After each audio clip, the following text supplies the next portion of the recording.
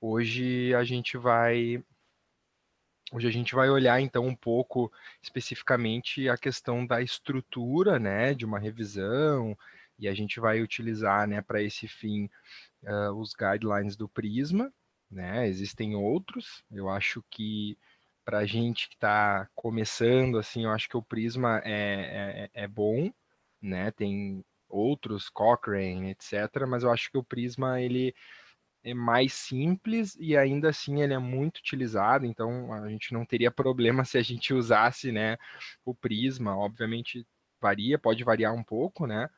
Mas eu acho que para a gente ter um bom start aí nessa ideia, eu acho que o Prisma ele nos atende muito bem. Tu quer fazer algum comentário, Gus? Senão a gente já pula direto pro Prisma. Tá, então qual que é a ideia, né, gente? A ideia é assim, eu posso pensar numa pergunta de pesquisa, posso montar minha busca, boto lá no PubMed, que nem a gente vem trabalhando, né, nas últimas semanas, achei ali um número razoável de artigos, beleza, uma pergunta legal, começo a fazer os screenings, né, começo a identificar quais são as variáveis que eu quero utilizar no meu estudo, quais são os dados que eu vou extrair, que a gente vai ver também depois. Só que imaginem que se cada um fizer do seu jeito, do jeito que acha que é conveniente, ou enfim, isso vai criar uma heterogeneidade muito grande, como a gente vê, na verdade, em todas as áreas de estudo, em diferentes, né, em toda a literatura, na verdade, a gente sempre que alguém faz uma revisão, parece que é meio padrão botar ali uma aquela frasezinha, né? Ah, foi encontrado uma alta heterogeneidade entre os estudos, né? Por quê? Porque por muito tempo não se preocupou muito em padronizar, né? Como que a gente reportava isso, como que a gente reportava aquilo, como que eu reporto um teste T, como que eu reporto uma nova. Então, essas iniciativas de padronização, né, mais ou menos dentro dessa ideia que se pensou no Prisma, tá? E o que que é o tal do Prisma? O tal do Prisma é esse cara aqui, ó. Deixa eu compartilhar minha tela. Então, o Prisma vai ser, ó, os Preferred Reporting Items for Systematic Reviews and Meta-Analysis, tá? Então, Prisma é a sigla desse cara aqui. Então, na verdade, um checklist, tá, de itens que, preferencialmente, tu deveria reportar quando estiver conduzindo um estudo de revisão sistemática e meta-análise, tá? Essa é a ideia. Ele é relativamente simples, tá? E agora a gente vai item por item. O que eu queria comentar antes da gente entrar no checklist é o seguinte: tem duas formas de se trabalhar, assim, basicamente com o Prisma, tá? Eu vou falar o jeito que eu acho que seria o mais legal, assim, para a gente no momento que a gente está, né? Que a gente vai ser assim: montei a minha pergunta de pesquisa, fiz a minha busca, estou começando a pensar lá nos critérios, né? Quais dados eu vou extrair. Aí eu uso os guidelines do Prisma como um guia para estruturar o meu trabalho de revisão sistemática com meta-análise ou não, tá? Existe uma outra aplicação do Prisma que eu já vi algumas pessoas utilizar, que é quando tu quer, por exemplo, sei lá, comparar a qualidade, digamos assim, de determinados estudos, ou se tu quer comparar, por exemplo, se duas meta-análises iguais, qual que, em tese, tem um controle, por exemplo, de variáveis melhor, qual que poderia ter, por exemplo, menos riscos de viés, essas coisas. Então, a gente pode pegar o checklist do Prisma e aplicar nesses estudos que já foram publicados, por exemplo. Tá? Então, como é que funciona isso, tá? Esse aqui é o checklist do Prisma, tá? Então ele vai ter assim, item a item, uma descrição, e aqui à direita, deixa eu só minimizar aqui que esconde o menu, tá? Aí aqui à direita tem em qual página que essa informação aparece, tá? Vamos rapidinho assim, um de cima para baixo, olhar os itens, são 7 itens, tá? E aí a gente vai de cima para baixo e depois vamos ver na prática como é que isso se comporta. Então a gente teria, né? Tem coisas que são óbvias, tá? Tem coisas que são óbvias, mas é bizarro que, mesmo sendo óbvio, às vezes não aparece. Se alguém tiver exemplos aí, por favor, tragam, tá? Mas, por exemplo, o primeiro item do Prisma diz, né? preferencialmente, lembra, preferred reported items, uma coisa assim. Então, o que tu preferencialmente deveria reportar quando está conduzindo uma revisão sistemática? É isso que a gente tem que ter na cabeça. Então, o primeiro item é tu dizer já no título que se trata de um estudo de revisão sistemática, de meta-análise ou os dois. Né? Então, tu pode dizer ali, um estudo, sei lá do que, uma revisão sistemática com meta-análise.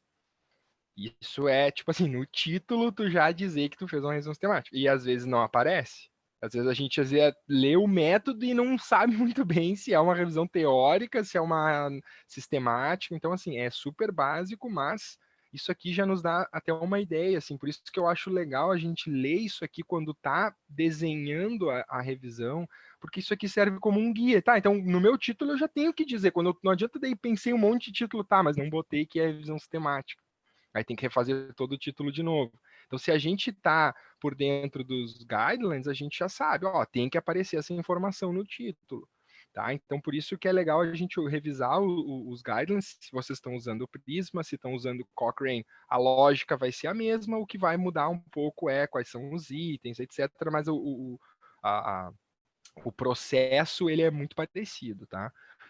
O Gus, tu tem mais experiência, eu acho, com o Cochrane, né? Do que com o Prisma. É. Tu quer fazer algum comentário sobre isso, diferença, assim, se tu sabe, porque eu particularmente nunca fiz com o outro checklist. O Cochrane, eles são muito parecidos, assim, né? O Cochrane, ele só acaba sendo mais específico e detalhado e dá algumas regrinhas mais estritas, tipo assim, de tu falar com information specialist, de tu pedir dicas para isso, né? De tu ele fala bem do picos ali, né? Ele fala bem direitinho como descrever cada parte da população. Ele é mais detalhado, assim, o Cochrane, né? Uhum. E daí acaba sendo um pouquinho mais sobrecarga também de informação, assim, quando tu lê. O Prisma é mais, tipo assim, guidelines mais gerais e o Cochrane ele vai mais específico, mas eles concordam, né? Os dois concordam sobre o que tem que ser feito, mais ou menos isso. Beleza. Show. Então tá. Então no título a gente já sabe, né, que o Prisma sugere que se eu estiver fazendo uma revisão sistemática, com meta-análise ou não, eu preciso de identificar isso no título. Daí se aparece, né, eu coloco ali qual é a página que isso aparece. Provavelmente vai ser a primeira página, né, porque se trata do título. Aí depois no abstract, né, eu ter um abstract estruturado. Então eu vou ter lá com os summary findings, né? Então vou ter as principais informações com background, objetivos, data source, não sei o quê. Aqui a gente só tem que ter um pouquinho de cuidado, por quê? Porque aqui a gente vai ter que medir uma coisa que é o abstract estruturado com as normas da revista. Algumas revistas dizem que o abstract não precisa ser estruturado, outras dizem que sim, né? Então a gente tem que só daí aqui fazer esse balanço, assim, às vezes dependendo da revista tu manda estruturado ou não. Então aqui só tem que dar uma olhadinha com as normas da revista, o que é se bate. Geralmente vai ser estruturado, vai ter introdução ou background, né? 2 pontos, daí as informações. Geralmente vai ser estruturado, mas eu já vi, tem vários exemplos de resumo corrido, que não tem as estruturas no resumo. Então, isso só é coisa para a gente cuidar, tá? Então, background, objetivo, fonte de dados, os critérios de elegibilidade, os participantes, as intervenções. Então, todas essas informações aqui, né, preferencialmente, devem aparecer no abstract, tá? Então, isso aqui também é legal, né? Pô, eu tô fazendo. O abstract é difícil de fazer, né? As pessoas subestimam fazer o resumo, mas eu diria que é a parte, talvez a mais. Não sei se é a mais importante, mas com certeza, uma das mais importantes que vai ser o que vai estar ali no PubMed que vai decidir a pessoa ler o teu artigo ou não. Com certeza vai ser mais Né? lida, né? Oi? Com certeza vai ser a mais lida, só Com perdendo por título. certeza, com certeza, porque todo mundo sabe que aqui o que a gente mais lê é resumo, né? E nem sempre tu abre o texto completo, tá? Então, eu não sei como fazer um resumo, eu não, sei lá, eu não sei nem por onde começar. Vem aqui no Prisma, olha e diz, tá, eu tenho que ter um background, eu tenho que descrever o meu objetivo também, né, gente? Aqui é um pouquinho mais complexo, por quê? Porque tem revistas que são 200 palavras, tem outras que são 2.000 caracteres, tem outras que são 2.500 com espaço, tem outras que são 250, 300, tem outras que são resumo expandido, tem outras que são lay abstract, resumo leigo. Então, tudo isso tem que cuidar, né? Essa parte aqui do resumo é importante sempre tentar costurar com as normas da revista, tá? Só para que não tenha nenhum tipo de, tipo, tu fazer o resumo e depois tu vai lá na revista e é completamente diferente, aí tu tem que mudar, tá? Então, assim, depois, olha só que eu acho muito legal, porque diz assim, ó, até na introdução, né, o racional, então tu descrever na tua introdução qual foi o racional que tu usou, né, e o que que tem de, o que que já se sabe, né, e como é que tu fez a revisão do teu racional, descrevendo o que já se sabe para aí, então, chegar nos teus objetivos, né, e aqui nos objetivos, também achei bem massa que tem assim, ó, fornecer um statement, né, uma declaração explícita das questões que estão sendo, né, lembra a gente falou sobre isso na última, né, num exemplo, assim, a pergunta de pesquisa dessa revisão é, sabe, e aí tá ali, explícito qual é a pergunta para a pessoa não ter que deduzir, né, leu lá o objetivo, então eu deduzi qual é a pergunta de pesquisa.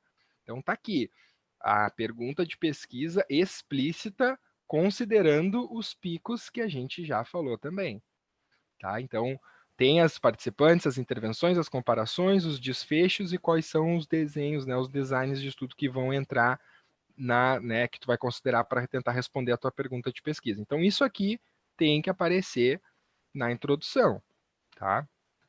Se eu não me engano, até naquele artigo que eu falei, que é do Thiago, ele coloca isso no método, né? Então, de novo, assim, tá, mas aí tem que, então não vai pontuar porque não tem no método, eu não saberia te dizer exatamente assim, se nesse caso só porque não tá ali não pontua. Eu acho que a lógica toda é, essa informação ela tem que estar ali, se vai estar talvez um pouco mais para cima, um pouco mais para baixo, acho que não é tanto nesse nível de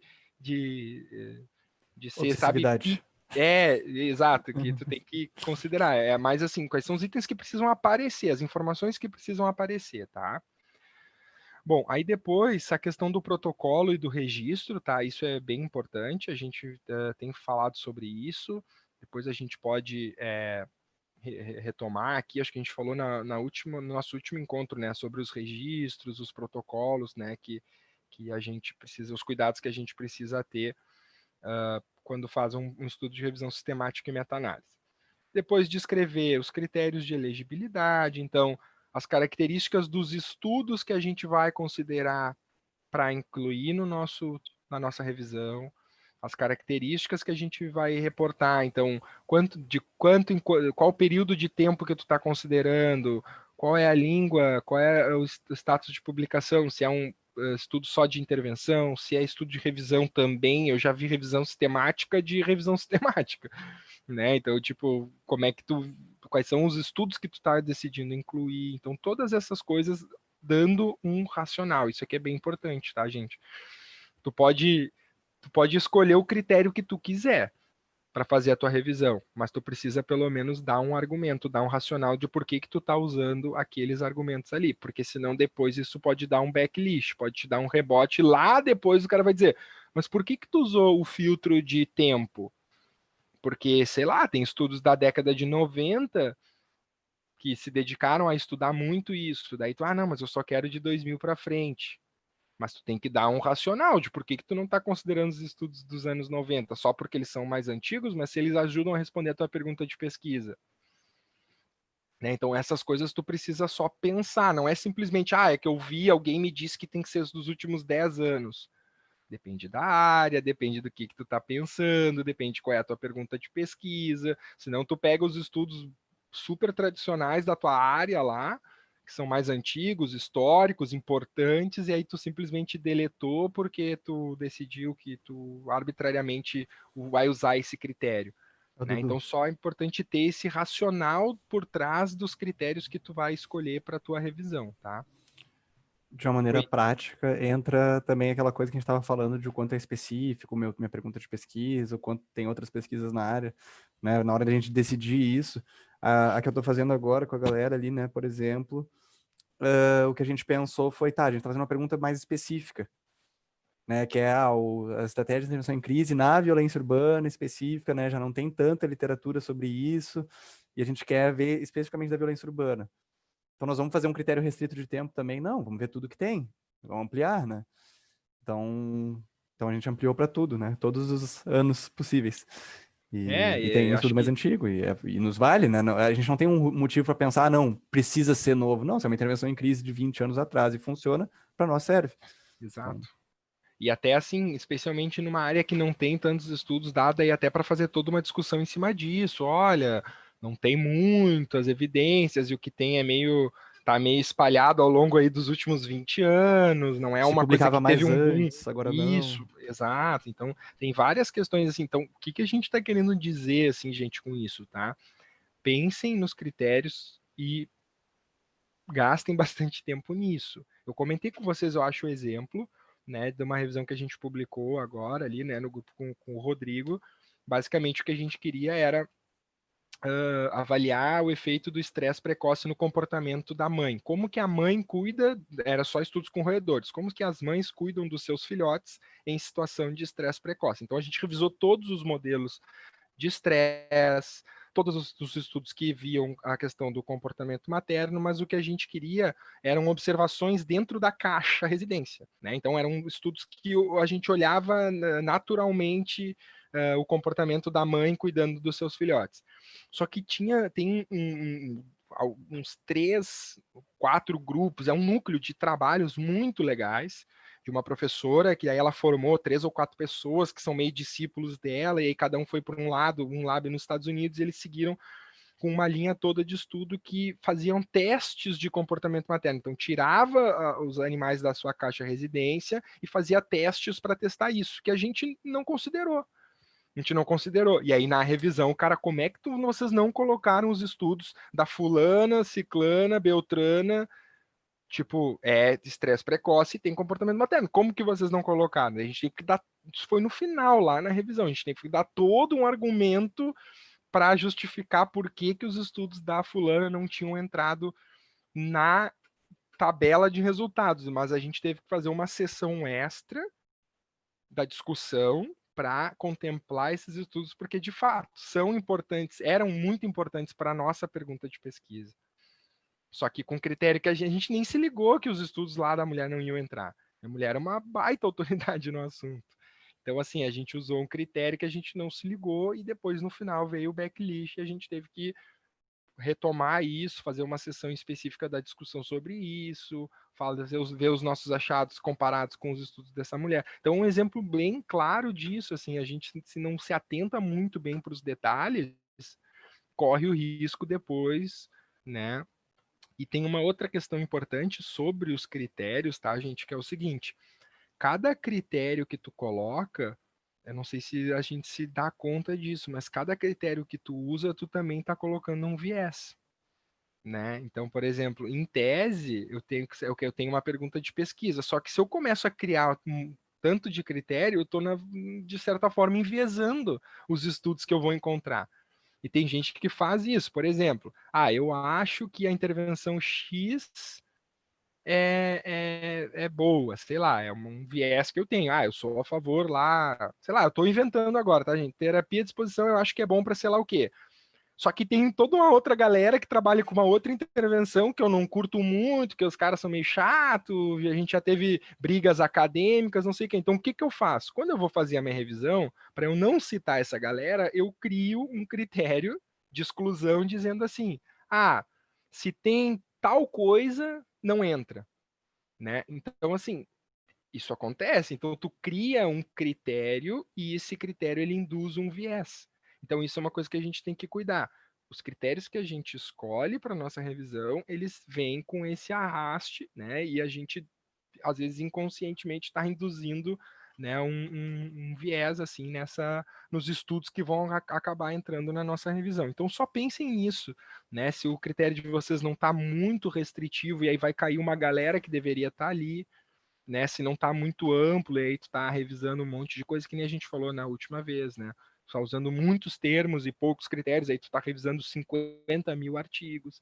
Então, é bem importante isso. E não só eu pensar nisso, mas depois como que eu vou reportar essas informações no artigo, tá? Então, isso tem que aparecer, né, a questão dos artigos. Então, aqui, seguindo, né, as fontes de informação, então as bases de dados, qual foi as datas de cobertura, se tu entrou em contato com os autores para se eles tinham algum outro estudo que não entrou, se tu olhou as referências dos artigos que entraram para ver se tinha alguma coisa que a tua busca não entrou, quando foi a última vez que tu procurou, isso é bem importante. A gente faz a busca, se amarra na hora de escrever, e aí vai submeter o artigo 1 ano depois. Acontece, é um prazo razoável, ok. Só que se é uma área que está explodindo, 1 ano é muito tempo, tu vai ter que refazer toda a tua busca. Né? E tu tem que dizer ali quando foi a última vez que tu fez a busca que tu considerou que os estudos entraram. Se fica uma coisa muito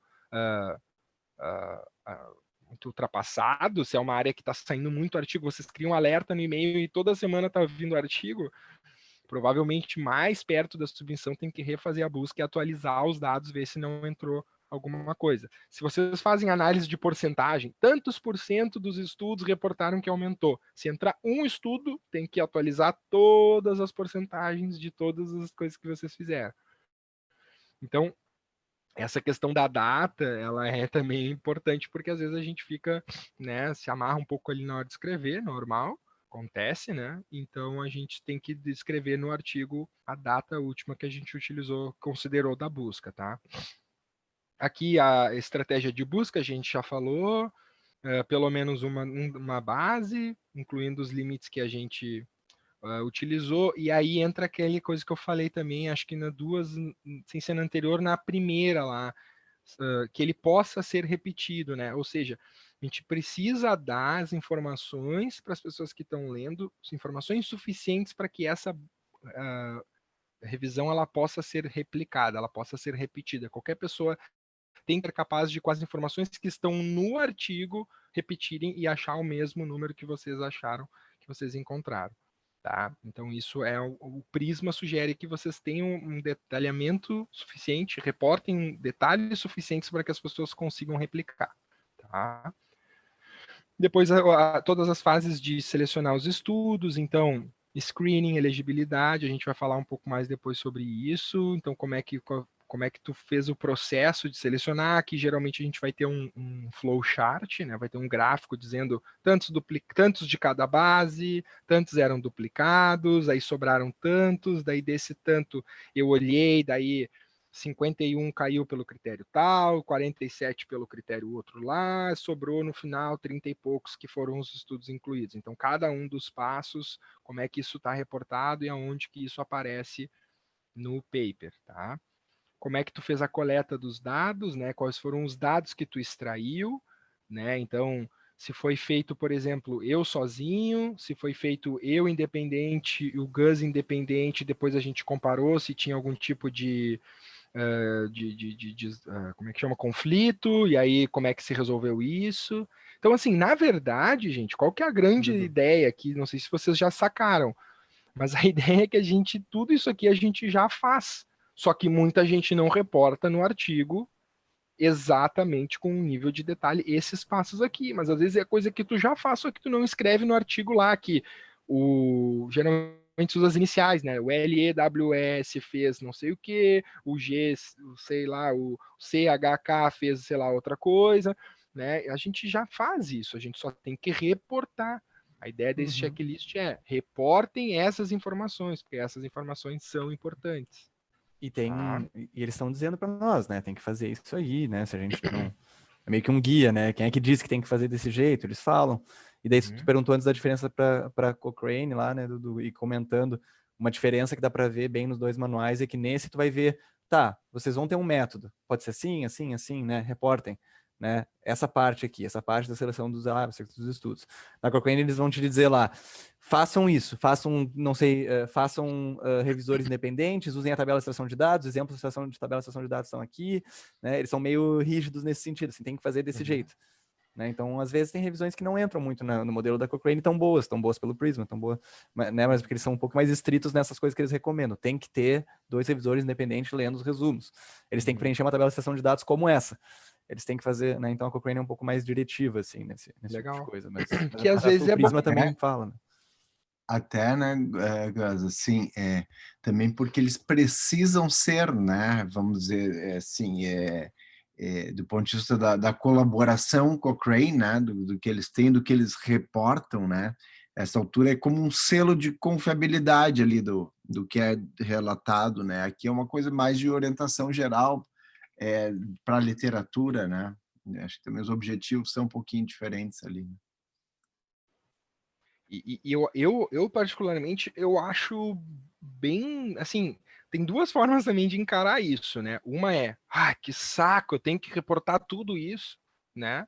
Pode ser, eu poderia encarar dessa forma, que saco, tem que escrever lá que eu fiz não sei o quê, e o fulano também, às vezes é um monte de coisinha que eu tenho que lembrar, poderia encarar com esse mindset, ou poderia olhar e dizer assim, eu não sei por onde começar, então eu vou ler aqui e vou saber, tá, é isso que eu tenho que fazer. Tu tem um guia, sabe? É tipo quase um roteiro, assim, é uma receita que tu vai fazendo, título, é isso aqui que tem que aparecer, resumo, é isso aqui que tem que aparecer, né? Para quem é talvez menos criativo, assim, menos não sei, menos livre, assim, menos espontânea, é mais assim, não, eu consigo seguir aqui as orientações que me dão, mas o meu funcionamento, eu, por exemplo, eu sou mais assim, o que é que eu tenho que fazer?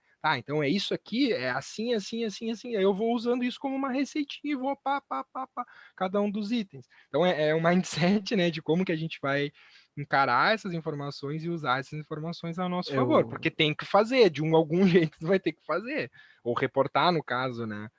eu Então, concordo contigo, você estava falando que a gente vai ter que fazer essas coisas, né? A única coisa que muda, né, se eu vou ver Cochrane, Prisma, não sei o quê, é o quanto que eu vou ler para preparar, assim, né? O quanto que eu vou carregar de informação, ter que discutir com a minha equipe ali. Mas as duas coisas estão falando a mesma coisa e a gente não vai publicar a revisão sem isso, né? Então, hoje em dia não tem mais como, assim, se pegar umas revisões mais antigas, elas até passavam na época, né, especialmente ser de 2009, né, então não é tão novo, na real, se a gente parar para pensar que são 10 anos só, né, e eu 11 concordo anos. contigo que é isso, né? Tem um passo a passo, é bom. A Não gente fica vai muita seguindo dúvida. ali, então tá, então é isso. Tem um guia, como é que tu faz, um checklist, isso aqui é um checklist, né? Então tu vai checando ali, vai marcando, fiz, e aí tu tem um guia de exatamente o que é que tu tem que fazer, objetivamente o que é que tu tem que fazer, porque todo mundo sabe o que tem que fazer, mas objetivamente, passo a passo com um checklist, tá aqui, só usar, pega, aplica e vai indo, e aí faz indo, cada dia eu vou fazer um item, sei lá, eu vou indo, tá? Uma coisa legal, assim, tá? Então, assim, depois vocês podem ler com calma, assim, pra gente avançar aqui na questão do horário, né? Então, depois a gente vai falar sobre bias, tá? Na semana, sem ser na semana que vem, no próximo encontro, né? Daqui 2 semanas a gente vai falar especificamente de bias, tá? Depois a gente entra nessa informação.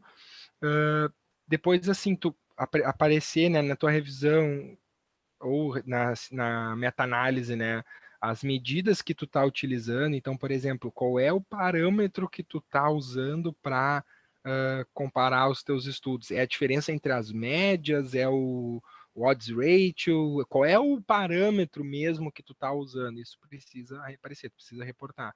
E depois, né, qual foi a parte estatística, né? Por exemplo, se tu fala de uma meta-análise, como que estatisticamente tu tratou esses dados na parte ali dos métodos, tá? Análises adicionais que tu vai fazer, risco de bias entre os estudos, isso aqui a gente vai avançar depois quando a gente entrar na parte da meta-análise, tá?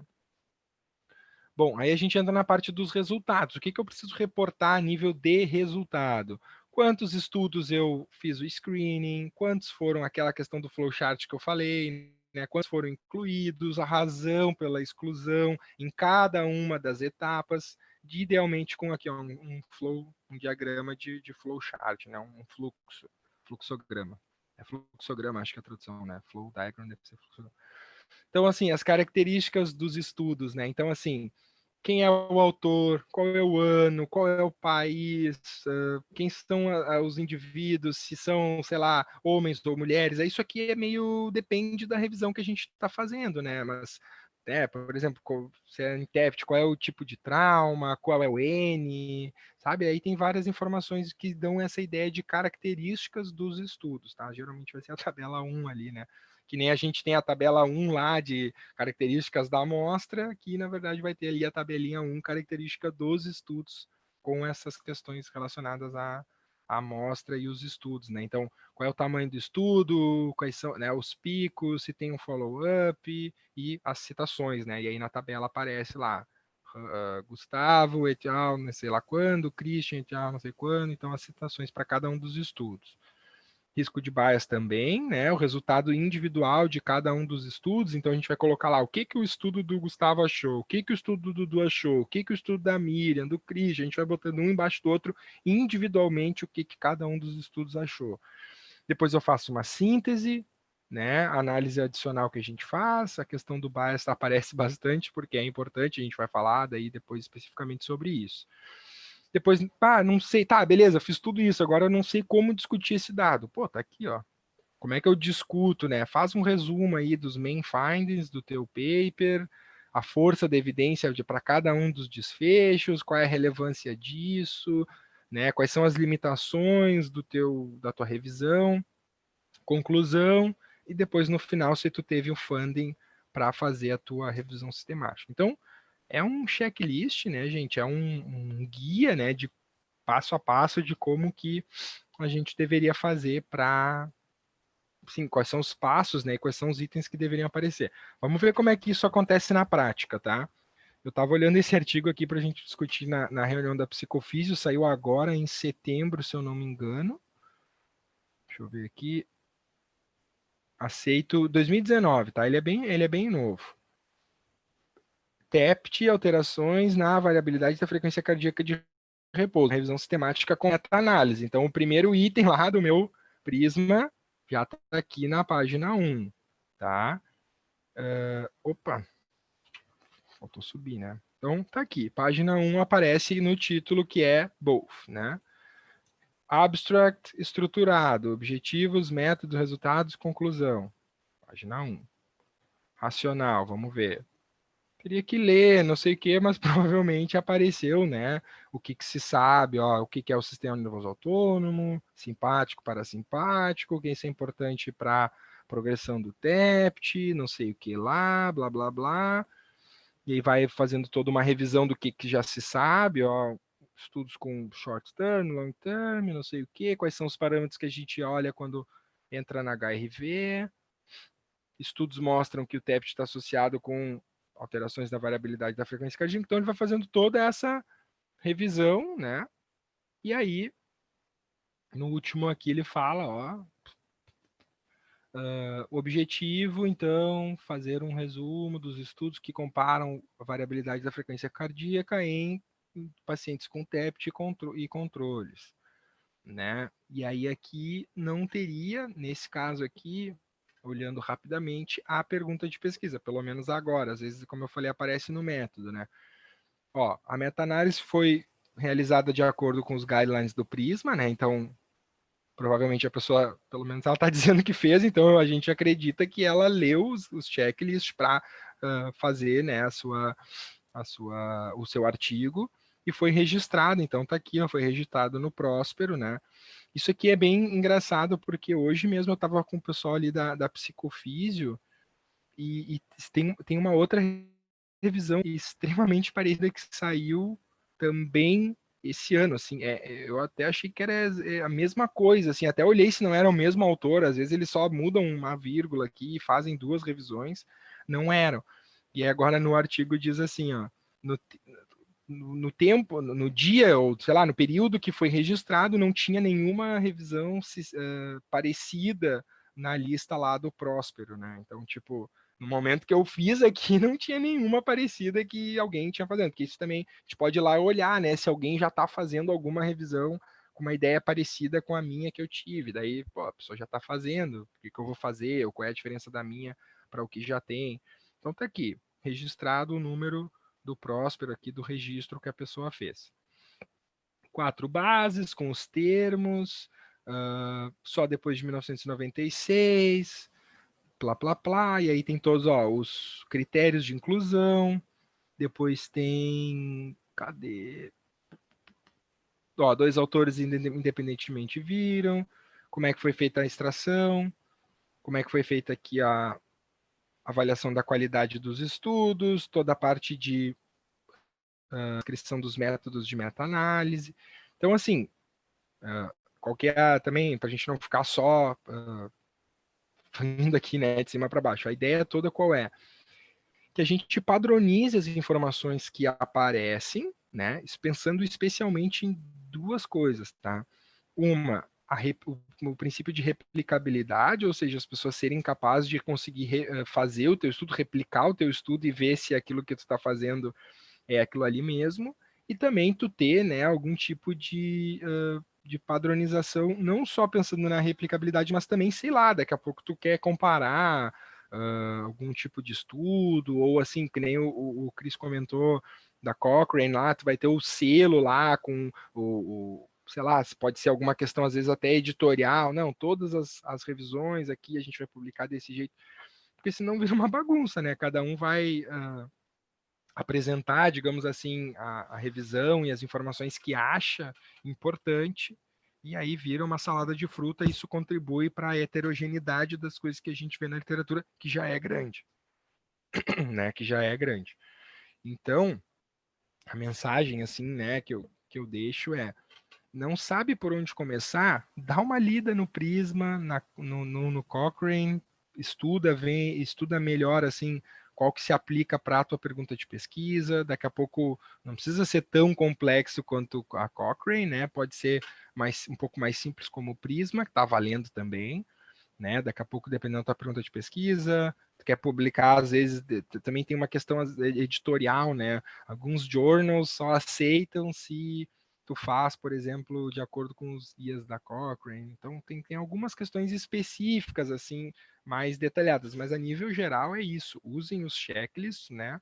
Porque eles, na verdade, ajudam a gente a não se perder muito o que tem que fazer, que é um pouco né, o que acontece, assim, às vezes numa revisão narrativa, né, onde a gente não tem, né, um método claro, sistemático, então às vezes tu tá escrevendo um negócio, quando vê tu já tá viajando, assim, porque tu tem mais liberdade, né, tu tem essa questão autoral, ela é mais presente, então tu corre também o risco de, sei lá, ficar divagando, e aí se tu não tem um fio muito claro de qual é a tua linha de raciocínio, qual é a mensagem que tu quer passar, na revisão narrativa, às vezes tu corre o risco de te perder um pouco.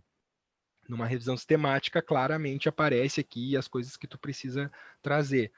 Tá? Então, usem essas ferramentas, elas foram criadas, na verdade, para nos ajudar, né, para a gente ter uma ideia do que é que tem que fazer.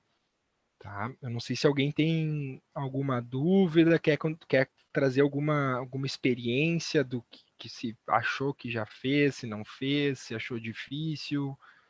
Vamos aproveitar esse tempo para trocar uma ideia, assim, o que vocês acham? Concordam? Acham que tem que ter? Acham que não tem que ter? Vamos fazer Uma dúvida só, se tem referências nesse tipo em português. O Prisma, ele tá todo em inglês ali, né? O arquivo que tu passou ali. Eu lembro de ter visto alguma coisa, algum artigo, mas eu não lembro de ter visto um checklist detalhado, porque eu penso assim, o quanto que isso é interessante poder replicar para outros estudantes de graduação e tudo mais. Às vezes a linguagem é uma barreira. Daí não sei se vocês estão sabendo de alguma coisa. William, eu tenho Prisma em português. Se tu quiser, eu posso mandar ali no grupo do WhatsApp do SEC. Aqui no site do Prisma, William, tem o Prisma Statement, né? Então, o checklist, e aqui tem as traduções, tem algumas línguas já. Tem até um exemplo de flowchart aqui para a gente poder usar, que segue também os padrões. Eu tenho aqui, deixa eu baixar, nunca vi. Português de Portugal deve ser, mas igual, já ajuda, né? Então Se tu tem pesquisa aqui ali, desculpa, mas tu pesquisa no Google ali, tu bota Prisma português, tu acha do Cielo já, tem um artigo, tem artigo que traduz, deixa a tabelinha, o checklist também tem. Desculpa, me meti no meio. Eu só ia fazer um comentário, não está em português, mas tem um artigo recente de colegas, ali o primeiro, o primeiro link, o primeiro DOI ali que eu botei, né? Que é de revisão sistemática, né? Na área da psicologia, são colegas ali da Universidade de São Francisco, né? Então pode ser interessante, só não está em português o artigo, acabou sendo em inglês, né? E a segunda referência que eu coloquei ali são os critérios que o Dudu falou, só que aí é o artigo onde eles elaboram isso, né? Eles explicam detalhadamente cada um dos critérios, né? O Prisma, vamos dizer assim, tem os dois grandes papers, e é interessante porque eles foram publicados em mais de uma revista, intencionalmente, né? Mas os dois grandes papers é o Prisma Statement, né? Que é esse aqui, né? Que Morer. é. E o outro que aí é o manualzão, vamos dizer assim, é o detalhamento de cada um dos itens, né? Então, assim, na hora de fazer, vale a pena olhar também o segundo paper, tá? Vale a pena olhar o segundo paper, porque aí ele entra num nível de detalhamento bem maior. Aí são quase 30 páginas explicando o que é cada uma das coisas. E acho assim, claro, a gente está falando aqui hoje, né, de revisão sistemática, meta-análise, mas essa ideia de a gente ter esses guidelines para artigo, isso já tá rolando até para diferentes delineamentos, né? Então já tem, por exemplo, para guias para estudos com modelo animal, quais são os itens que tu tem que reportar, para ensaio clínico randomizado, quais são os itens que tu tem que reportar, né? Então a ideia é que tem toda essa área, assim, toda essa galera trabalhando dentro dessa padronização das informações que estão chegando, né, para estudo transversal, a questão dos registros também, né, não é, a gente hoje não tem só o registro da revisão sistemática, de uma meta-análise ou de um ensaio clínico, também tem registro para estudo transversal, para estudo com modelo animal, que tem muito viés, o cara faz todo o experimento lá e depois não publica porque não achou resultado, né? Então, toda essa lógica que a gente está falando aqui, ela já extrapola, né? Já tem se pensado isso para outros delineamentos também, para outros trabalhos também, né? E aí tem até alguns, como o Cris comentou aqui, né? Esse aqui é mais com todas as explicações, mas se vocês forem cavocar, assim, na verdade também tem para outros, isso se aplica para outros delineamentos também, né? Tenho pensado bastante nisso também, bastante coisa. A gente estava falando hoje de manhã até, né?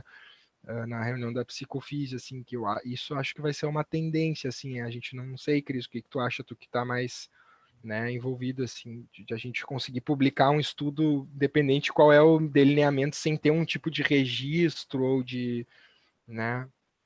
A gente discutiu isso um pouco lá na outra reunião. A gente viu isso também com os dados do mestrado do Gustavo, né? Isso é uma tendência crescente, assim, as pessoas, né, querem que tu faça um pré-registro, né?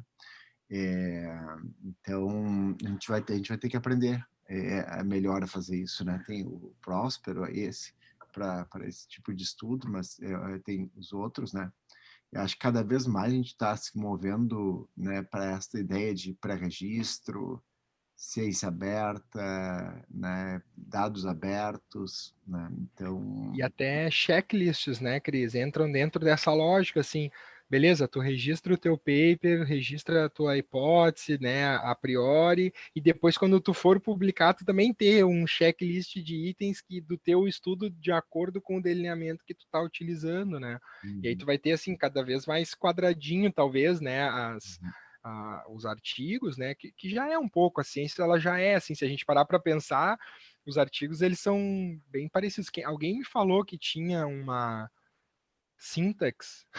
Alguém me comentou alguma coisa disso, né? Que tem gente que usa syntax para escrever os artigos, né? sim, Então, tipo, tu só vai trocando assim, troco de depression para sei lá o quê, aí tu só vai trocando as palavras e ele já vai escrevendo automaticamente, por exemplo, a introdução do teu artigo, porque é tão parecido a estrutura, se tu for começar a comparar, então já tem quase essa linguagem própria, assim, né, a ciência.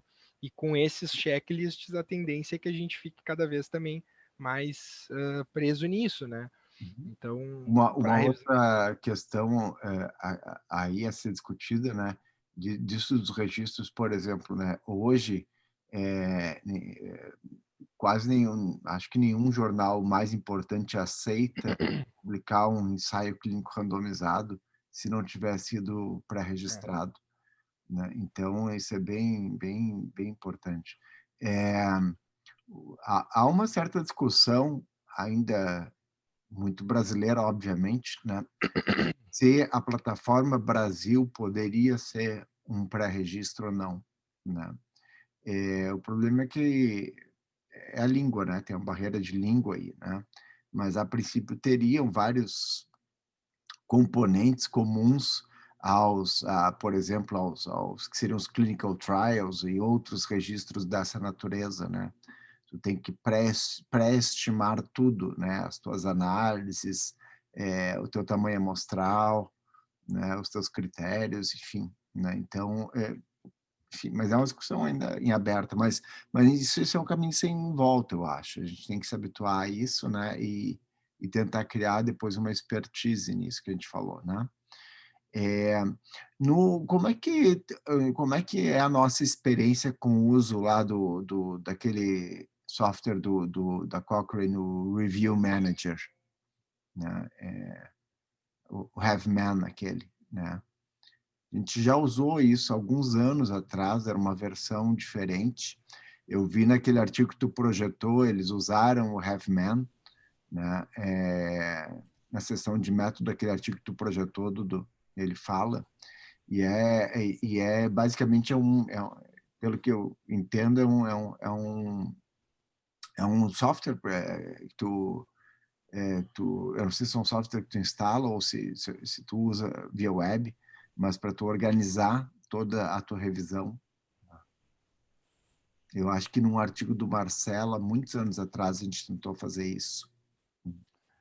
Eu tenho o Próspero que a gente fez aqui para mostrar também, Cris, se o pessoal quiser ver depois. Como é que é a estruturinha do Próspero lá, o que tu bota. Tá. Esse é o HaveMan. Esse pré-registro. Eu estava abrindo o que eu estava falando, eu não conheço, tá? Eu nunca trabalhei com isso, mas aparentemente tem uma plataforma online e tem uma versão para desktop para fazer o download, né? Não sei se é pago também. Não, eu Tem acho alguma que não. Eu acho que isso tudo, eu acho que costuma ser gratuito, tudo isso. Né? Tem o download aqui, tips. Porque isso vamos dizer assim, é uma maneira de organizar tudo, né? Dentro dos padrões da Cochrane, né? Então, talvez pudesse ser interessante dar uma olhadinha nisso, tá? Gus, pensando. Vocês queriam mostrar o Próspero também? Acho que eu tenho que agora botar o Gustavo também, né? Cadê Sim, se for mostrar. Perdi o Gustavo. Tá aqui. Aqui. Achei, Gustavo. Tá em um Word aqui mesmo o arquivo, né? Mas só para mostrar para vocês o que aparece nele. Dudu, joga o link do HaveMan aí no bate-papo, tá? Por favor. Então a gente tem aqui o citation, que na verdade é o título, né? Pergunta de pesquisa, que fica bem clara, né? Qual é a tua pergunta de pesquisa? Como é que tu vai fazer as buscas, né? Em quais bases de dados? Quais artigos tu vai incluir? Né? Tipos de estudos a serem incluídos. Domínio a ser estudado, né? A gente falou sintomas pós-traumáticos, tal. Participantes. Qual a intervenção? É o pico aqui, né? Qual comparador, controle? Contexto, contextualização, é meio que uma contextualização, contexto, assim, né, da revisão. Desfechos primários, secundários, né, tipo, severidade de sintomas pós-traumáticos, secundários, dropouts, frequência de outros diagnósticos, né. E eles pedem uma medida de efeito, você vai fazer principalmente uma meta-análise ali, né, o que tu vai usar como medida de efeito. Resultados adicionais. Como é que vai ser feita a extração de dados, né? Então a gente vai botar os dois revisores independentes lá, como é que a gente vai resolver os disagreements, né? Tudo isso são coisas que tu já pré-registra, porque é aquilo que a gente estava falando, né? Para eu não mudar no meio e os caras não saberem por que eu mudei, eu já disse tudo que eu vou fazer. Né? Se eu resolver mudar alguma coisa no meu método depois, eu tenho que justificar e dizer, olha, eu mudei a minha ideia inicial porque isso, né? Mas a ideia inicial está aqui.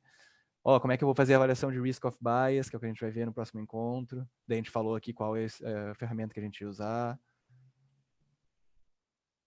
Estratégia para síntese dos dados. Análise de testes ou subgrupos. Tipo de revisão.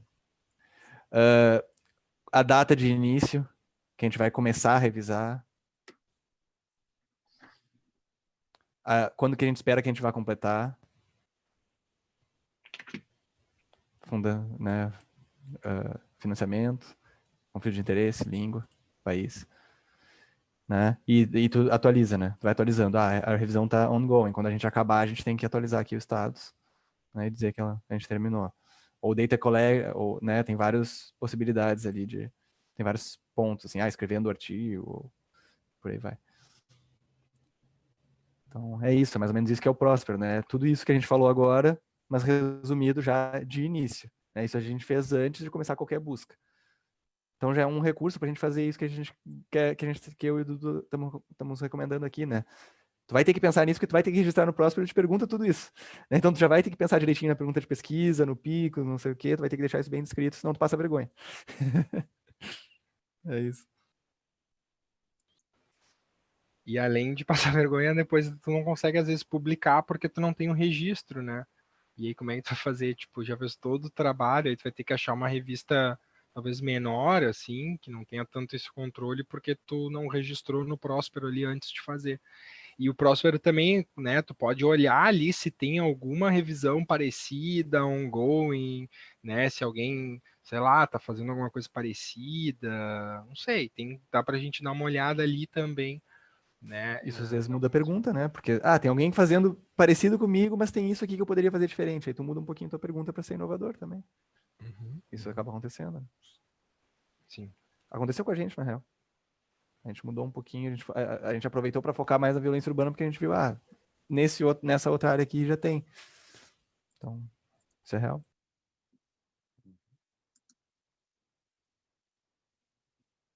Mais alguma pergunta, gente? Dúvidas? Críticas? Não, eu acho que o comentário, Dudu, acho que está bem... acho que estamos dentro realmente do que a gente havia planejado, né? Que a gente dá uma esmiuçada aí no...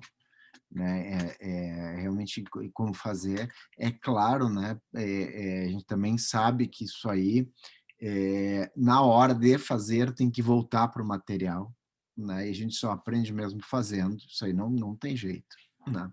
Então, mas está bem, eu acho que está ótimo, acho que vocês estão dando um excepcional panorama aí do que está sendo apresentado. Parabéns. Tá, daí na semana que vem, não, desculpa, no outro encontro do seminário, semana que vem é administrativa, né, Cris? E daí depois na outra, peraí que eu tenho aberto aqui, dia 25, desculpa, que agora mudou, né, mas vai ser, não, tá certo, dia 25 a gente vai falar sobre os resultados, então como é que a gente monta uma tabela de extração de dados, tem as referências lá no programa lá que o Cris mandou. A gente ficou de atualizar, né, Cris? Agora que eu me lembrei que eu não mandei na semana passada, foi mal. Mas eu vou mudar as datas ali e a gente vai falar de bias, né? Risk of bias, como é que a gente olha isso, etc. O que efetivamente é isso e como é que a gente pode, né, dar conta disso. Então tem as referências ali, se vocês puderem já olhar as referências antes, daí a gente chega um pouco mais municiado, né, no encontro. Dudu, tu me manda a atualização que daí eu consigo mandar Sim. hoje de noite para todo mundo? Claro, deixa eu já fazer o download aqui, daí eu já só atualizo, na verdade, as datas e coloco depois a referência da meta-análise. Eu já mando agora também, quando acabar aqui. Então tá, conseguimos acabar no horário, que milagre. Parabéns. Geralmente a gente passa um pouquinho. Parabéns.